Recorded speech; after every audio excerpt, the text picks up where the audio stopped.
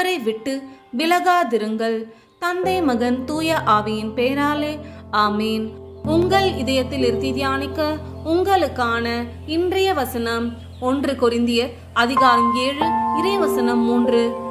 நீங்கள் ஆண்டவரால் விலை கொடுத்து மீட்கப்பட்டீர்கள், எனவே மனிதருக்கு அடிமையாக வேண்டாம்.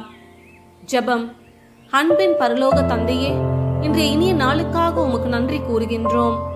நீர் எங்களுக்காக மகனையே பலியாக கொடுத்து எங்களை மீட்டீரே. உமக்கு கோடான கோடி நன்றிகள். அப்பா, நாங்கள் உமக்கு மட்டுமே சொந்தமானவர்கள்.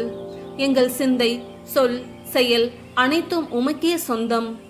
என்றும் எந்த சூழ்நிலையிலும் நாங்கள் மனிதர்களுக்கும் மனித உறவுகளுக்கும் அவர்கள் ஆசைகளுக்கும் செயல்களுக்கும் அடிமையாகாமல் ஈர்ப்புக்கு உள்ளாகாமல் இருக்க இரத்த கோட்டைக்குள்ளே எங்களை வைத்து காத்து கொள்ளும். ஆமீன்.